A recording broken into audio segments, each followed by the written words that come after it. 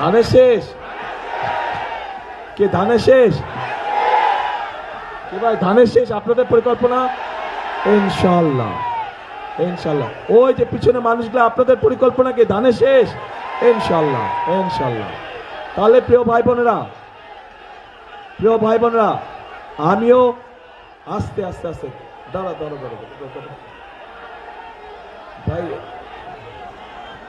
এত ইমোশনাল হলে চলবে না তো। ইমোশনকে কন্ট্রোল করতে হবে, এত ইমোশনাল হলে চলবে না। বসেন বসেন, একটু ধীর হয়ে বসেন, শান্ত হয়ে বসেন। প্রিয় ভাই বোনেরা,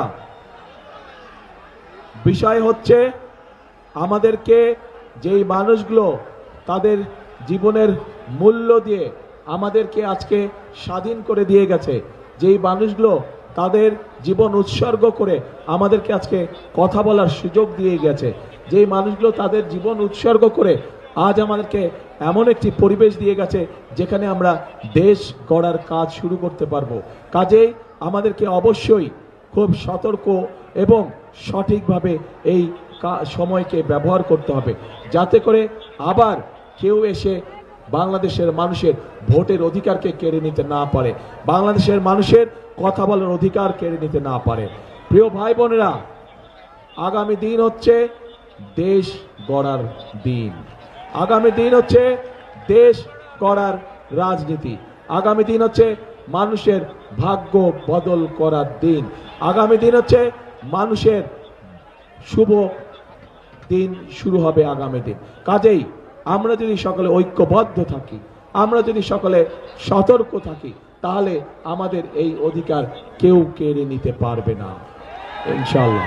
প্রিয় ভাই বোনেরা, সেজন্যই আপনাদের সকলের কাছে আমার আহ্বান থাকবে যে এখনো কোন মহল চেষ্টা করছে যে কিভাবে ভোটকে বিভিন্নভাবে বাধাগ্রস্ত করা যায়। তাদের বিভিন্ন লোকজন গিয়ে, বিশেষ করে যারা মা বোন আছে, তাদেরকে গিয়ে বিভিন্নভাবে তাদের ওই এনআইডি নাম্বার নেওয়ার চেষ্টা করছে, তাদের বিকাশ নাম্বার নেওয়ার চেষ্টা করছে, এইভাবে করে তাদেরকে বিভ্রান্ত করার চেষ্টা করছে। আপনারা যারা মা বোনরা আজকে এখানে উপস্থিত আছেন, ভাইয়েরা যারা উপস্থিত আছেন, আপনারা আপনাদের ঘরে গিয়ে এরকম যদি কোনো ঘটনা হয়ে থাকে, সেই ব্যাপারে মা বোনদেরকে আপনারা সতর্ক করবেন, আপনারা মুরব্বীদেরকে সতর্ক করবেন যে যারা ভোটের আগে এইসব অনৈতিক কাজ করতে পারে, তারা যদি সুযোগ পায় কিভাবে তারা দেশকে বিক্রি করে দিবে, এই বিষয়ে তাদেরকে সতর্ক করতে হবে। প্রিয় ভাই বোনরা, এইবার কিন্তু ভোটের দিন যে শুধু ভোট দিতে যাব বলে ধীরে সুস্থে যাব, তা করলে কিন্তু ক্ষতির সম্মুখীন হতে হবে। আমাদেরকে ভোট দেওয়ার প্রস্তুতি গ্রহণ করতে হবে। ভোট দিতে যে যাবেন সকালবেলায় ভোট কেন্দ্রে, এটার প্রস্তুতি গ্রহণ করতে হবে আগের দিন থেকে এই প্রস্তুতি গ্রহণ করতে হবে, যাতে আপনার ভোটে অন্য কেউ আপনার নাম দিয়ে সিল মেরে না আসতে পারে।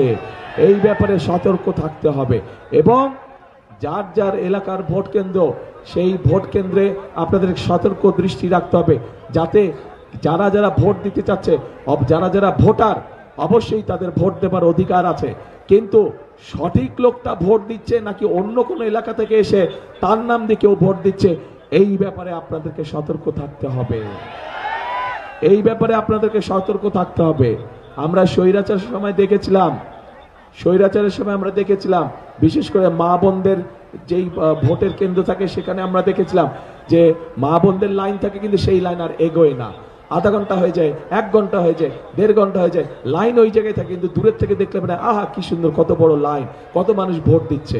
কাজেই এই ব্যাপারে আপনাদেরকে সতর্ক থাকতে হবে। ভোটার অবশ্যই ভোট দিবে যার যার ভোট কেন্দ্রে, কিন্তু সতর্ক থাকতে হবে যে সেই ভোট কেন্দ্রে যে ভোট দিচ্ছে সে সত্যিকার ভাবে সেই ভোট কেন্দ্রের ভোটার কিনা। বিশেষ করে মা বোনরা এই পাশে আছেন, আপনাদেরকে এই দায়িত্বটা বেশি করে পালন করতে হবে। প্রিয় ভাই বোনেরা, ভোটের দিন সকাল সকাল যেতে হবে আপনাদেরকে, পারবেন?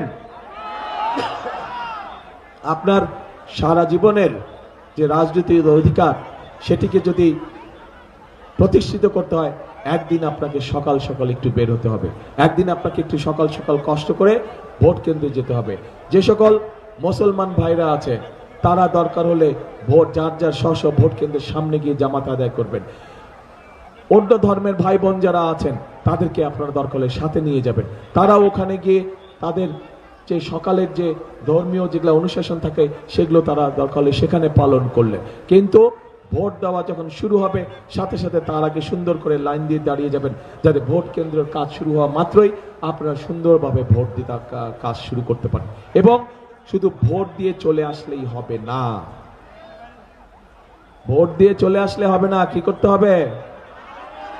হ্যাঁ, চুলায় যখন ভাত চড়ান, ভাত চড়ে গিয়ে বাড়ি চলে যান, বাইরে চলে যান, তা তো করেন না। দেখেন না একটু পরপরে সে টিপে টিপে যে ভাত হইল কিনা। কাজে বুঝে শুনে আসতে হবে, ভোট যে যাতে অন্যদিকে না চলে যায়। বাক্স দেখাবে খালি আর দিবে ভরা, আবার দেখাবে ভরা দিবে খালি, এইসব চলবে না, এই ব্যাপারে সতর্ক থাকতে হবে। 2008 সালেও আমরা দেখেছি যে বাক্সের ম্যাজিক দেখানো হয়েছিল, করে রেজাল্ট পাল্টে দিয়েছে। এবার যাতে করতে না পারে এই ব্যাপারে আপনাদেরকে সতর্ক থাকতে হবে, ঠিক আছে প্রিয় ভাই বোনেরা? তাহলে আসুন, আজকের এই নির্বাচনী জনসভায় হয়তো আমি আপনাদেরকে অনেক কথা বলতে পারতাম, যারা নির্বাচনী প্রতিপক্ষ আছে তাদের সম্পর্কে অনেক কথা বলতে পারতাম, কিন্তু প্রতিপক্ষ সম্পর্কে যদি আমি বকাবকি করি তাতে আপনাদের কি লাভ হবে? আপনাদের কোনো লাভ হবে? আপনাদের কোনো লাভ হবে না। বরং আপনাদের হক হচ্ছে যে আমরা যারা নির্বাচন করছি, যেই রাজনৈতিক দলকে নির্বাচন করছে, তারা দেশের জন্য, দেশের জনগণের জন্য কি করবে সেটি আপনাদের সামনে পরিষ্কার করে তুলে ধরা। একটি রাজনৈতিক দলের এটাই হচ্ছে কাজ, যে জনগণের জন্য তারা আগামী দিনে সুযোগ পেলে, আগামী দিনে সেই সময় পেলে তারা কি কি কাজ করবে সেটাই তুলে ধরা। প্রিয় ভাই বোনেরা, আজকে আমি আপনাদের সামনে সেই কথাগুলি সংক্ষেপে তুলে ধরার চেষ্টা করেছি। পরিকল্পনা সব আপনাদের সামনে, বাস্তবায়নের শক্তিও সব আপনাদের সামনে। অর্থাৎ আপনারা ধানের শীষকে বিজয় করলে 12 তারিখে, 13 তারিখ থেকে ইনশাল্লাহ বিএনপি বা ধানের শীষ দেশের মানুষের ভাগ্য পরিবর্তনের জন্য যে পরিকল্পনাগুলো করে রেখেছে সেগুলোর কাজ ইনশাল্লাহ আমরা 13 তারিখ থেকে শুরু করব। প্রিয় ভাই বোনরা, বক্তব্য শেষ করে দিব। বক্তব্য শেষ করার আগে একটি কথা দিয়ে আমি শেষ করতে চাই, যে কথাটা আমি সব সময় সব জায়গায় বলে থাকি। সেই কথাটি হচ্ছে, আমরা সবসময় শহীদ জিয়া বিশ্বাস করতেন, দেশনেত্রী খালেদা জিয়া বিশ্বাস করতেন, আমিও একই কথা বিশ্বাস করি। সেই কথাটি হচ্ছে দেশ এবং জনগণকে নিয়ে, কারণ এই দেশই আমাদের শেষ ঠিকানা, এই দেশই আমাদের প্রথম ঠিকানা। সেজন্য এই কথাটি বলি, করব কাজ, করব কাজ, কি ভাই, করব কাজ, গর্ব দেশ। সবার আগে কি ভাই, ওই যে পিছনে সবার আগে বাংলাদেশ। এই দেশ কারো কোনো একটি দলের না, এই দেশ কারো ব্যক্তিগত না, এই দেশ, এই দেশের লক্ষ কোটি মানুষের দেশ। এটা এই দেশের মানুষ, এই দেশের মালিক, এই দেশের কোটি জনগণ। কাজেই সবার আগে বাংলাদেশ। আসুন, আমাদের আগামী দিনের রাজনীতি হবে মানুষের ভাগ্য পরিবর্তনের রাজনীতি, আগামী দিনের রাজনীতি হবে দেশের উন্নয়নের রাজনীতি। আল্লাহ হাফেজ। বাংলাদেশ জিন্দাবাদ, বাংলাদেশ জাতীয়তাবাদী দল জিন্দাবাদ। প্রিয় ভাই বোনেরা, একটি বিষয়, আসেন ক্যান্ডিডেটরা পাশে দাঁড়ান। শুধু তুমি বসো, তো তুমি বসো, শুধু প্রার্থীরা প্রার্থীরা প্রার্থীরা লাইন করে দাঁড়ান, লাইন করে লাইন করে দাঁড়ান।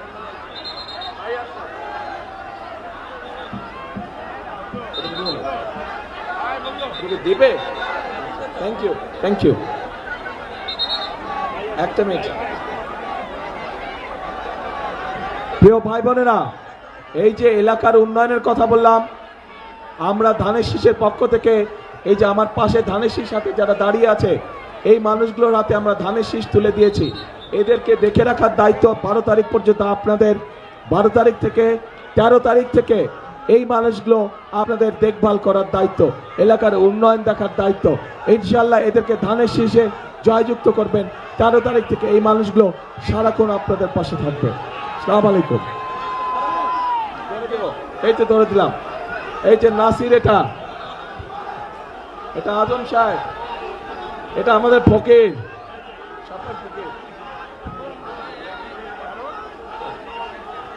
এই যে ধানের শীষ আজাদ,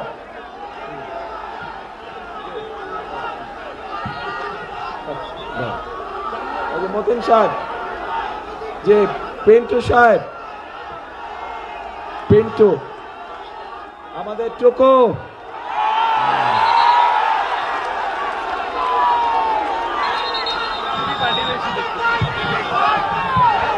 ভোট দিব কিসের? ধানের শীষে। ভোট দিব কিসের?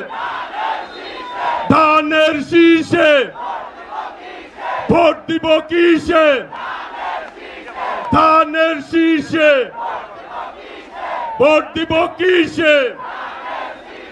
ধানের শীষে। তারেক রহমান এগিয়ে চলো, আমরা আছি তোমার সাথে, টাঙ্গাইলবাসী তোমার সাথে।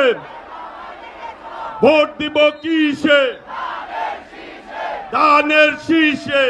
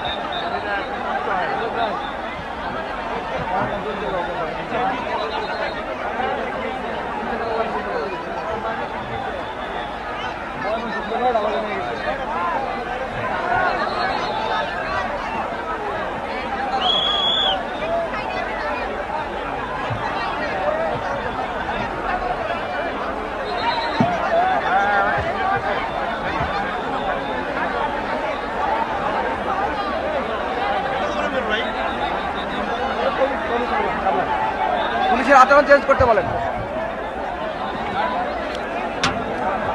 আচরণ চেঞ্জ করতে বলেন।